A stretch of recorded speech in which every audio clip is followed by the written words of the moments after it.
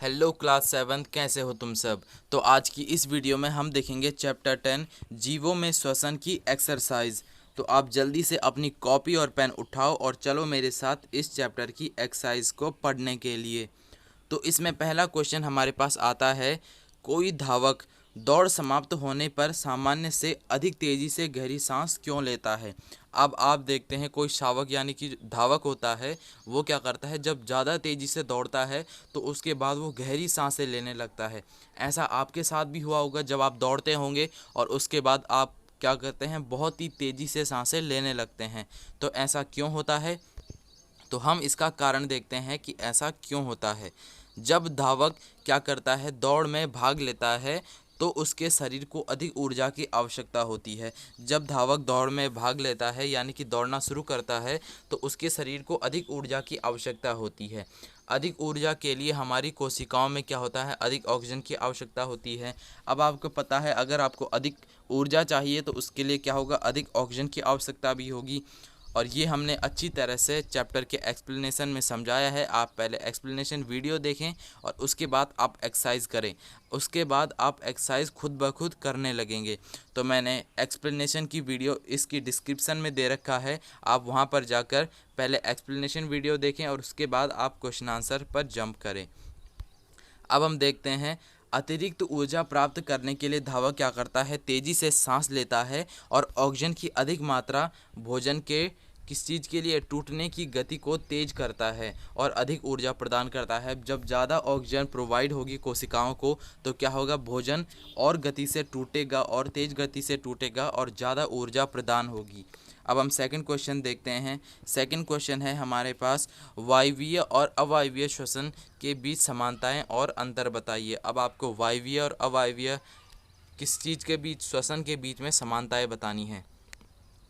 दोनों श्वसन में भोजन से ऊर्जा प्राप्त की जाती है। समानताएं तो इसमें यह हैं कि दोनों श्वसनों में क्या की जाती है, भोजन से ऊर्जा प्राप्त की जाती है। लेकिन अंतर क्या है इसमें, अंतर कार्बन डाइऑक्साइड और पानी वायवीय श्वसन के अंतिम उत्पाद हैं। जो वायवीय श्वसन होता है उसके अंतिम उत्पाद क्या हैं, कार्बन डाइऑक्साइड और वाटर यानी कि H2O जिसे हम पानी भी कहते हैं। और जबकि अल्कोहल अंतिम उत्पाद ये किस चीज़ के थे, ये तो थे किस चीज़ के, वायवीय श्वसन के। और जबकि अल्कोहल कार्बन डाइऑक्साइड अवायवीय श्वसन का अंतिम उत्पाद है। किस चीज़ का, जो अल्कोहल और कार्बन डाइऑक्साइड होता है ये अवायवीय श्वसन का अंतिम उत्पाद है। वायवीय श्वसन में अवायवीय श्वसन से अधिक ऊर्जा प्राप्त होती है। अब वायवीय श्वसन जो होता है उसमें अवायवीय श्वसन से अधिक ऊर्जा प्राप्त होती है। तो इतना आपको समझ में आया होगा। अब हम थर्ड क्वेश्चन देखते हैं। तो थर्ड क्वेश्चन है हमारे पास, जब हम अत्यधिक धूल भरी वायु में सांस लेते हैं, जब हम क्या करते हैं, बहुत ही ज़्यादा धूल भरी वायु में सांस लेते हैं तो हमें छींकें क्यों आती है। आपने देखा होगा जब आप क्या करते हैं, जहाँ पर काफ़ी धूल होता है, डस्ट होता है, वहाँ पर आप सांस लेते हैं तो आपको छींकें आना शुरू हो जाता है। तो छींकना नाक से अवांछित धूल कणों को हटाने की एक विधि होती है। आपने पढ़ा था एक्सरसाइज, जो एक्सप्लेनेशन वीडियो थी उसमें आपने पढ़ा होगा कि छींकना क्या होता है, नाक से जो अवांछित धूल के कण होते हैं उनको हटाने की विधि होती है। जब धूल के कण हमारी नाक में प्रवेश करते हैं तो मस्तिष्क में यह संदेश पहुंच जाता है कि मस्तिष्क छींकने की शुरुआत करने के लिए नासिका एक भाग को निर्देश देता है। छींकना एक प्रकार का क्या है, रक्षा तंत्र है जिसका उपयोग हमारे शरीर द्वारा किया जाता है। तो ये आप देखें कि छींकते हम क्यों हैं, जब हमारे नाक में क्या होता है, अवांछित कण, धूल के कण फंस जाते हैं तो उससे क्या होता है, मस्तिष्क एक संदेश पहुंचाता है जिससे हमारा छींकना शुरू हो जाता है। और छींकने को हम क्या करते हैं, एक प्रकार का रक्षा तंत्र होता है जो हमारी रक्षा करता है। अब हम फोर्थ क्वेश्चन देखते हैं। 3 परख नलियाँ लीजिए, प्रत्येक को 3/4 भाग तक जल से भरिए। आपको क्या करना है, आपको 3 परख नलियाँ लेनी है और हर एक को आपको 3/4 पार्ट उसका पानी से भर देना है। इन्हें ABC द्वारा चिन्हित कीजिए। अब परख नली में क्या कीजिए, एक घोंग रखिए। परख नली में आपने क्या रखना है, एक घोंघा रखना है। और परख नली बी में कोई जलीय पादप रखिए और सी में एक घोंघा और पादप दोनों को रखिए। अब किस परख नली में कार्बन डाइऑक्साइड की सांद्रता सबसे अधिक होगी। तो अब आपको यहाँ पर एक क्या दिया गया है, एक आपको यहाँ पर क्रियाकलाप दिया गया है कि आप क्या करें, 3 परख नलियाँ लें और तीनों को 3/4 हिस्सा पानी का भर दें। अब इन्हें ABC से नाम दें और परख नली 1 में आपको एक घोंघा रखना है और बी में आपको एक जलीय पादप रखना है और सी में आपको एक घोंघा और एक पादप दोनों रखने हैं। अब आपको बताना है कि किस परख नली में कार्बन डाइऑक्साइड की सांद्रता अधिक है।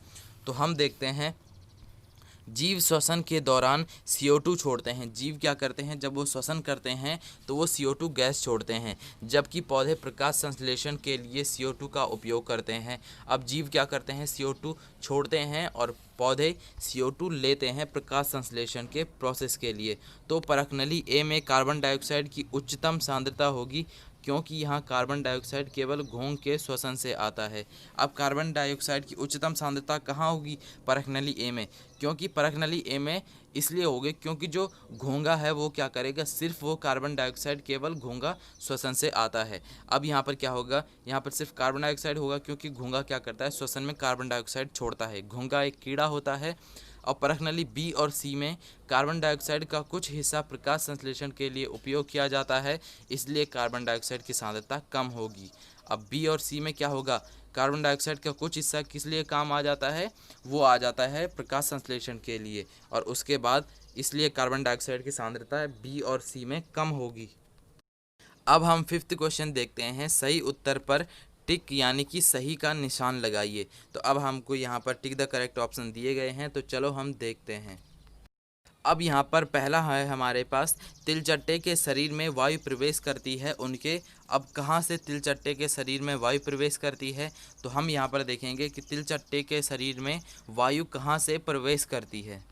यहाँ पर इसका आंसर होगा आपके पास, तिलचट्टे के शरीर में वायु प्रवेश करती है उनके श्वास रंध्रों से। आपने पढ़ा था ना चैप्टर में, तिलचट्टे के जो शरीर में वायु कहाँ से प्रवेश करती है, उनमें श्वास रंध्र पाए जाते हैं। अब हम देखते हैं, अत्यधिक व्यायाम करते समय हमारी टांगों में जिसे पदार्थ के संचयन के कारण ऐंठन होती है वह है। अब हमारे क्या करते हैं, हम जब व्यायाम करते हैं तो हमारी टांगों में क्या होता है, एक पदार्थ के कारण, उनके कारण हमारे टांगों में ऐंठन महसूस होती है। तो वो कौन सा पदार्थ होता है, तो वो होगा आपका लैक्टिक अम्ल। हमने पढ़ा था ना चैप्टर में, आप पहले एक्सप्लेनेशन वीडियो देखें, आपको सब समझ में आ जाएगा।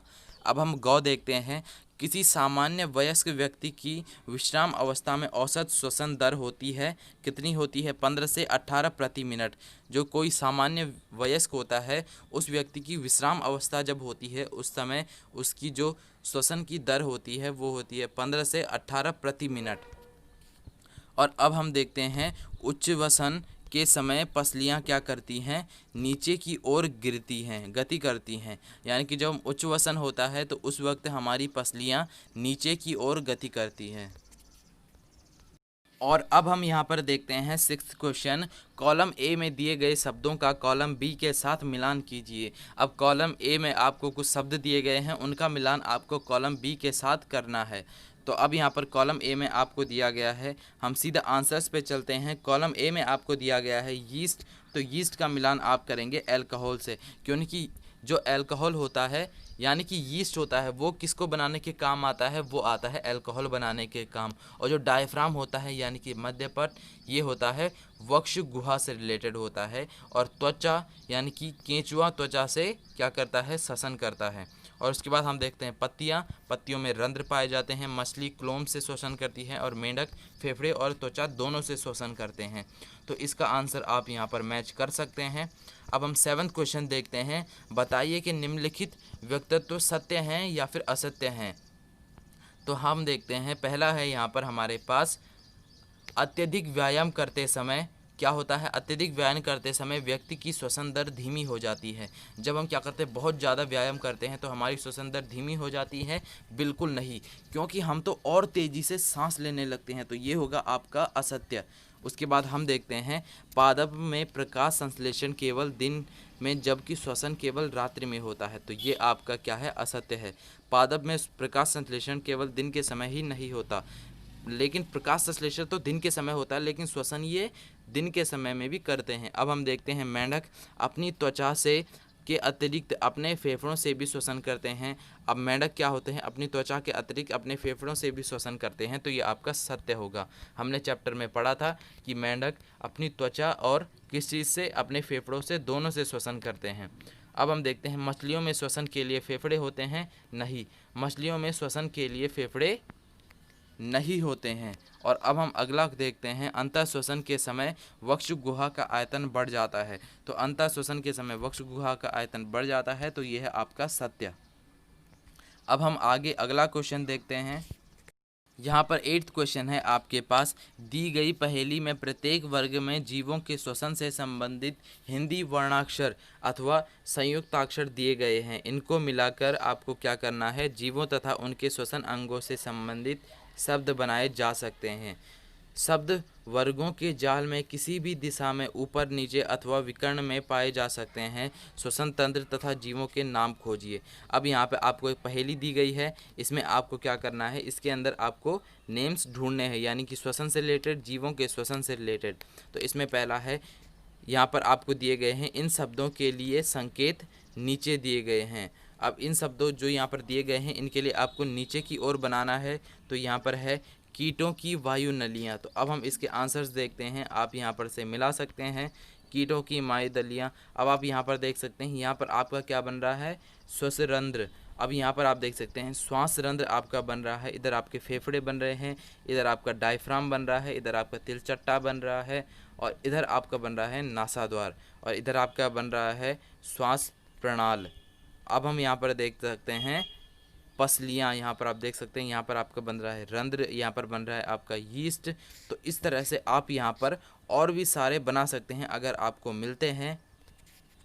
तब तक के लिए हम अगला क्वेश्चन देखते हैं अब। और यहाँ पर 9th क्वेश्चन है, पर्वतारोही अपने साथ ऑक्सीजन सिलेंडर ले जाते हैं क्योंकि? अब जो पर्वतारोही होते हैं यानी कि माउंटेनियर्स होते हैं, आपने देखा होगा, आपने वीडियोस में या फिर नेट जियोग्राफी वर्ल्ड पे, डिस्कवरी पे आपने देखे होंगे कि क्या करते हैं, जो माउंटेनियर्स होते हैं वो अपने साथ कभी कभी ऑक्सीजन सिलेंडर ले जाते हैं। तो आपने देखा होगा वो क्यों ले जाते हैं, तो इसका आंसर होगा, वहाँ उपलब्ध वायु की मात्रा भूतल पर उपलब्ध मात्रा से कम होती है, क्योंकि वो इतनी हाइट पर चले जाते हैं। आपको पता है कि जो माउंट एवरेस्ट है उसकी हाइट कितनी है, 8 साढ़े 8 किलोमीटर है। तो आप उससे अंदाज़ा लगा सकते हैं कि इतने किलोमीटर ऊपर के बाद हमारी क्या होती है, वहाँ पर वायु की मात्रा जैसे कि हमारे भूमंडल यानी कि भूतल पर होती है, हमारे इन्वायरमेंट में नीचे होती है, उतनी वहाँ पर नहीं होती है। इस वजह से वो ऑक्सीजन सिलेंडर अपने साथ ले जाते हैं सांस लेने के लिए। तो यहाँ पर आपका ये चैप्टर कंप्लीट होता है। और अब आप क्या कर सकते हैं, आपने अगर अभी तक वो वीडियो नहीं देखी है एक्सप्लेनेशन की, तो आप जल्दी से जाकर उस वीडियो को देखें। और अगर अभी तक आपने मॉडर्न मास्टर जी को सब्सक्राइब नहीं किया है, तो जल्दी से मॉडर्न मास्टर जी को सब्सक्राइब कर दें और बेल आइकन दबा दें, ताकि आने वाली हर वीडियो की नोटिफिकेशन सबसे पहले आप तक पहुँचे। और अगर आपको कोई भी चैप्टर से रिलेटेड कोई भी डाउट है, तो आप पर्सनली मॉडर्न मास्टर जी के इंस्टाग्राम और फेसबुक पेज पर मॉडर्न मास्टर जी को फॉलो करके, और वहां पर आप पर्सनली कोई भी डाउट पूछ सकते हैं, या फिर आप कमेंट सेक्शन में कोई भी अपना डाउट पूछ सकते हैं। और आप जाइए मॉडर्न मास्टर जी को इंस्टाग्राम पर फॉलो कीजिए, वहाँ पर आपको कोई भी अपकमिंग वीडियोज़ या फिर कोई भी डिमांड है आपकी किसी वीडियो की, तो वो आपको वहीं पर प्रोवाइड कर दी जाएगी। तो तब तक के लिए आप पढ़ते रहें और मॉडर्न मास्टर जी का नाम भी रोशन करें।